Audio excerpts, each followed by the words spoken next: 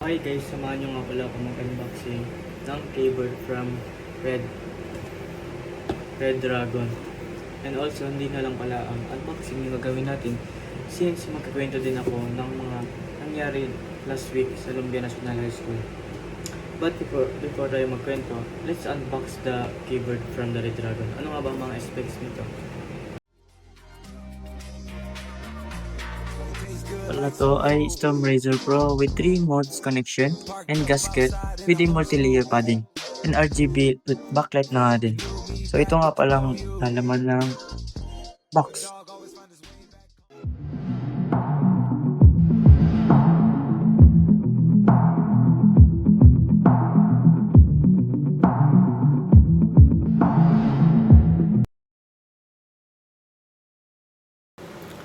So we are done with the quick unboxing. Now let's start with the main storytelling. Ito yung purpose bakit ginawa ko yung video na to. To tell you what happened last week in Lumbia National High School. March 6, Thursday. Baka itong date na ito, hindi siguro special para sa inyo. But for us, ICT student and STEM student, baka itong araw na ito ay may pagka-special para sa amin. Because ang USTP School ay nakipag-collab sa Lumbia National High School. Yes, tama kayo nang narinig. Ang USTP School ay nakipag-collab sa Lumbia National High School to present their workshop. Yes, hindi biro itong collaboration na ito. No? So, ano nga ba yung workshop na tinutukoy ko? Balik, explain natin. Script. Basahin natin script with the some explanation. So, ito nga yung Ugmad Tuplok. So, ano nga ba yung workshop na ito? And sino-sino nga ba sila at ano ba yung kanilang ginawa sa Lumbia National High School? Now, ang Ugmad Tuplok ay isang workshop na nanggaling sa USTP na paaralan. Sila nga ang mga student na tinatawag na CICT student or College Information Computing Technology. Now, hindi ko lang sure kung sa USTP nga ba sila pumapasok. Lahat sila kung sa USTP ba. So, ang plano ng CICT students is palawakin ang kaalaman ng Lumbia National High School about sa technology. Ugmad Tuplok ay may 5 topic na ituturo sa amin. Ang ituturoan nga lang pala ng CICT student or ang Ugmad Tuplok workshop ay ang mga 11, 12 na STEM student and 11 and 12 na ICT student. Bali, ako nga pala isang ICT. Ang topic na ituturo sa amin ay ang panguna ay ang programming and algorithm, pangalawa ang machine learning, pangatlo ang computer vision, pang-apat ang data visualization, at ang panghuli ang UI UX. Yan ang 5 topic na ituturo ng Ugmad Tuplok. Bali, sasabihin ko na lang ano yung mga nangyari as a ICT student and participant of the event. Since hindi ako naka-video last week kasi yun nga busy kami nakikinig sa speaker. So hindi kami naka-take ng video. So ikikwento ko na lang sa inyo. Ang event nga pala ay nagsimula ng 9 ng umaga and unexpected na late nga ako kasi late ako na nagising and puyat ako that time. So dali-dali akong kumilos para makahabol sa event.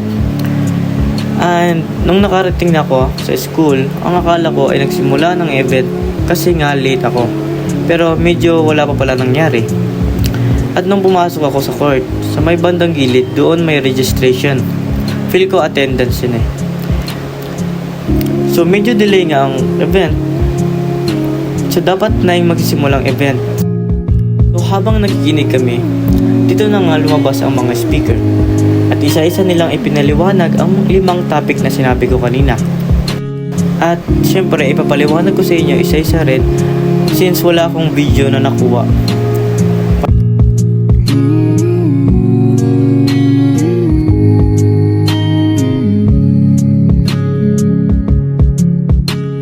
Unahin natin ang programming.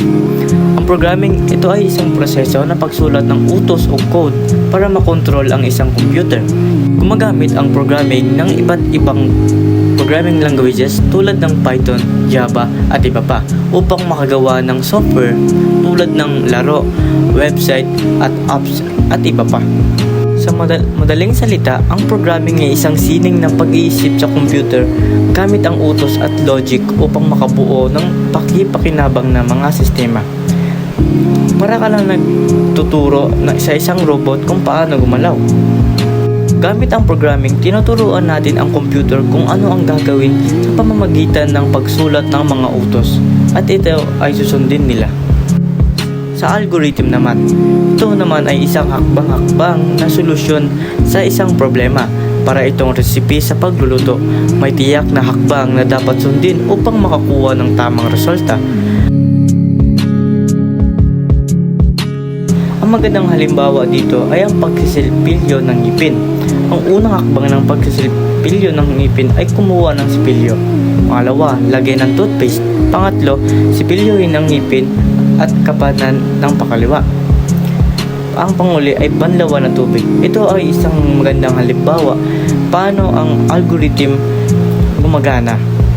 Ang sabi nga dito, ito ay isang hakbang or guide ng isang instruction upang malutas ang isang problema o makagawa ng isang gawain. Halimbawa natin itong dalawa, paano sila gumagana sa totoong buhay. Una, ang algorithm. Ito ay isang plano. Tulad ng gumising ng umaga, maligo at magbihis, kumain ng almusal, maglakad, magpunta sa paaralan. Pangalawa, ang programming naman. Ito yung pagtutupad ng plano. Bali, ang algorithm, siya ay magpaplano sa gagawin ng isang tao. Ang programming naman ay ito yung gagawa ng plano ng algorithm. Maglaho naman tayo sa pangalawang topic, which is the machine learning. Ang topic na ito ay medyo mahirap intindihin.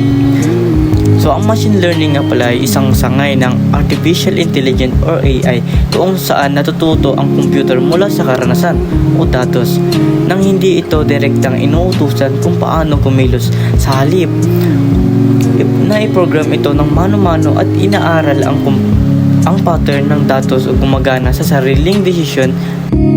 Ang machine learning ay hindi na direktang inuutusan kung paano ito kumilos.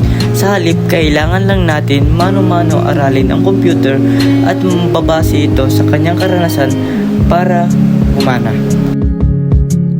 Ang mga magandang halimbawa dito ay yung YouTube at TikTok recommendation.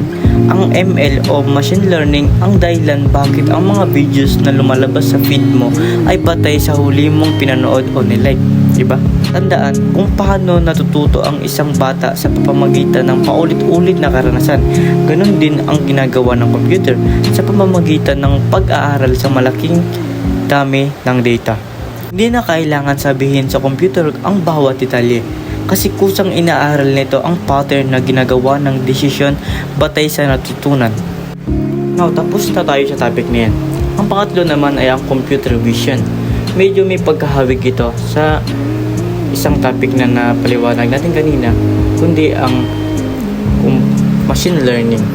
Yes, may pagkahawig tong dalawa na to. Kasi ang computer vision ay isa ring sangay ng AI or artificial intelligence na tumutulong sa computer o makita at maunawaan ang mga larawan o video katulad ng kung paano gumagamit ng ating mga mata upang makita ang bagay sa paligid. Ang magandang halimbawa dito ay ang pagkuha ng imahe o video. Once tuwing nagkukuha tayo ng picture o video, ang computer ay kumukuha ng larawan o video gamit ang camera sensor.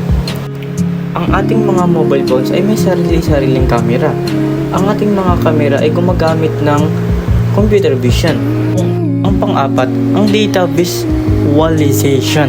So, mayroon may pronounce, no? Ang data visualization ay isang proseso ng paggamit ng graph or chart at iba pang visual na representasyon upang madaling maunawaan ang mga datos halip na basahin ng libu-libong numero sa isang spreadsheet. Inilalarawan ang datos sa pamamagitan ng larawan upang mabilis makita ang pattern or ang trend ng information.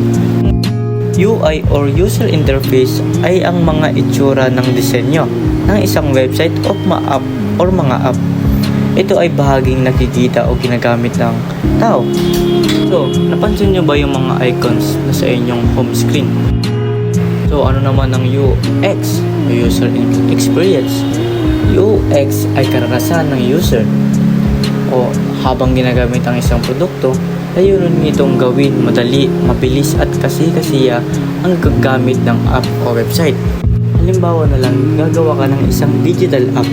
Ito ang kailangan mong sundin para mas madaling magamit ang iyong product. So halimbawain natin sa TikTok na app. Una, madaling mahanap ang kailangan ng user. Tulad ng TikTok, ang TikTok na app ay may search bar para mas madali hanapin ang kailangan ng user kung may isi-search sila na bagay.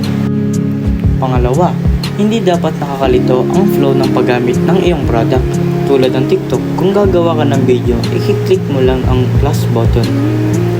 Tapos niyan, i-click mo na lang yung circle button para mag-start ang video. At ang panghuli, dapat ang response ng iyong product ay mabilis. And also, gusto ko magpasalamat sa mga CICT student na nagturo at nagpalawak sa kaalaman namin sa technology. And sana suportahan sila at magpatuloy sila sa ginagawa nila. Yun lang.